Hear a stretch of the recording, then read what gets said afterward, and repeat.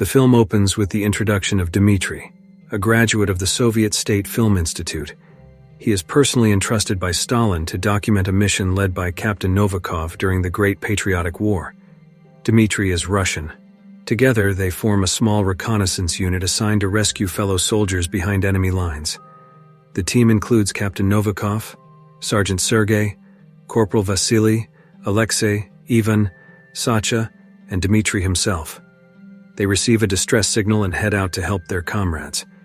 Along the way, Sacha discovers a human skeleton with a strange head and limbs. Sergei attempts to establish communication but fails. Novikov spots a settlement ahead and leads an assault. Afterward, they drink confiscated vodka together and prepare to move on. The next morning, a radio transmission arrives. The voice identifies itself as Tiger Bear, claiming they are trapped and need urgent assistance. Novikov checks the coordinates and finds the location is nearby. Sergei finds it suspicious and questions the existence of this unit, as they were supposedly the only reconnaissance squad in the area. Novikov insists they are allies and likely Russian. They continue the journey, passing more dead bodies along the road.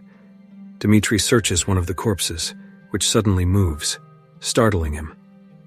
Novikov scolds him and orders him to follow protocol. When they reach the target location, they see a building that resembles a church, surrounded by signs of heavy combat. Several destroyed Nazi weapons are scattered around. Nearby, they discover a pile of burnt nun corpses. As they explore, they realize the building is not a church, but more of an industrial facility.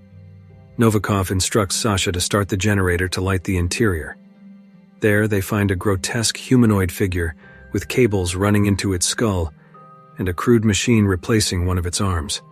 When Novikov touches the creature, it activates, making mechanical noises and attacking violently. The squad opens fire. Novikov is fatally wounded, his intestines spilling out. Vasily ends his suffering with a mercy shot. A confrontation arises between Sergei and Vasily over who will take command, but leadership ultimately falls to Sergei. The group splits. Vasily, along with Dmitry, Ivan, and Alexei, head toward a nearby village. Inside a house, they find livestock and are surprised by a local. Alexei instinctively shoots him. They interrogate the man, and Dmitry asks where the rest of the people have gone. The man explains that everyone fled, terrified of the monstrous creations of a doctor. Frustrated, Vasily cuts off the man's fingertip and demands to know where the other Russians are. The man agrees to lead them to an underground passage. The five of them enter the tunnel. Suddenly, a humanoid figure with machete-like arms appears and attacks. Vasily and Alexei fire quickly, trying to hold it off. As they retreat, another monster attacks. Ivan, who is guiding them out, is slashed from behind by a creature with a metallic, jaw-like head that opens and closes. Vasily shoots, but the bullets bounce off the armor. He throws a grenade and pulls Ivan to safety. Back at the base, Sergei berates Vasily for abandoning his post. Ivan, now gravely wounded and trapped in a crushed helmet, resists Vasily's offer to end his life, saying he is not ready to die. That evening they share a tense meal. Sergei announces that they will leave at dawn. Vasily scoffs, saying 3 men have already died and more will follow if they stay. Suddenly a noise outside interrupts them. They discover 2 survivors hiding. One of them is a nurse named Eva. Sergei demands to know what happened to the rest of the Russians. Eva explains that they were captured and slaughtered by mechanical zombies. A captured German soldier murmurs that he would rather be executed than be subjected to the machines. Vasily, suspicious of Eva, becomes aggressive until she shows her medical credentials and offers to help Ivan. With effort, she removes Ivan's crushed helmet, but the injury is fatal. His brain comes out with it. Ivan dies instantly. Enraged, Vasily lashes out at Eva. Then a mechanical screech is heard from above. Alexei is suddenly pulled into a spinning blade and killed instantly. A terrifying machine with jaws like a drill and elongated legs, the creature chases the remaining survivors. More zombified constructs emerge and attack. Chaos erupts. When the dust settles, Sergei finds something hidden in Dmitry's bag. Furious, he strikes Dmitry. Inside is a radio jamming device. There never was a unit named Tiger Bear. The jammer blocked all outgoing signals, cutting off communication with headquarters. Dmitri explains it was part of his orders. Vasily, enraged, prepares to mutilate Dmitri, but Sergei stops him. Dmitri then presents sealed documents identifying him as a captain. He confesses his secret mission is to locate and secure a specific individual, a scientist, or more accurately, a deranged doctor.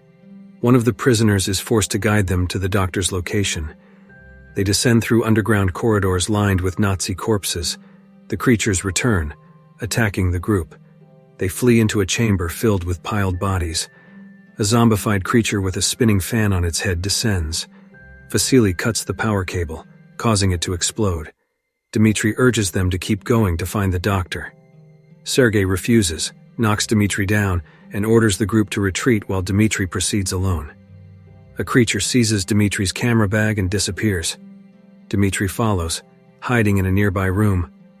There he quietly admits to himself that he made a deal with the government.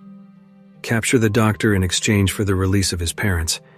He hears noises and follows them into a grotesque chamber where a single female head rests on a doll-like body. Paintings of the doctor decorate the walls. Dmitri enters another room filled with hanging cadavers. He sees two Nazi zombots pushing a cart full of dissected bodies, one with saw arms, the other with scissor hands. He is spotted and flees, only to be attacked by a zombified Ivan. When he wakes up, Dmitri finds himself tied to a dining chair. Across the table sits Dr. Victor Frankenstein, who offers him a bowl of organ stew. Reluctantly, Dmitri eats it. The doctor then gives him a tour of the lab, where bodies hang from the ceiling with wires driven into their spines. Dmitri is shocked to see Vasily still alive, though missing an arm. Dr. Frankenstein powers up a generator to demonstrate how he revives his creations. Dmitri tries to bargain. He proposes that Moscow will offer the doctor safe passage in exchange for his research. Victor declines, stating he prefers live subjects. He then reveals that Sergei has been captured. In another room, Dr. Frankenstein forces Dmitri to film as he performs a live craniotomy on a conscious German soldier. Sergei, shaved and restrained, is next. He begs Dmitri to help, but Dmitri can only promise a medal in Moscow. The doctor narrates to the camera, explaining his technique of balancing Nazi right-brain aggression with Soviet left-brain logic. He removes parts from each hemisphere, seals the skull, and shocks Sergei's body to life. Sergei is reborn as a loyal zombot. Dr. Frankenstein turns to Dmitri and reveals his plan to implant a camera into Dmitri's skull. Just as anesthesia is prepared, air raid sirens blare. The Red Army is bombing the area. Before Victor can retrieve his camera, Sasha appears from hiding and shoots him dead. He grabs the camera and prepares to leave. Dmitri pleads to be untied, but Sasha walks away, ensuring the footage makes it back, and that Dmitri receives his recognition. Moments later, zombified Sergei enters the room. As the film reels spin and the camera shakes, Dmitri screams. Metal claws descend, and the screen cuts to static. And with that, the film ends.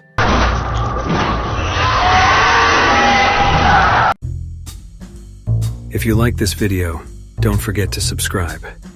Because by subscribing, you have supported me to make better videos. See you in the next video.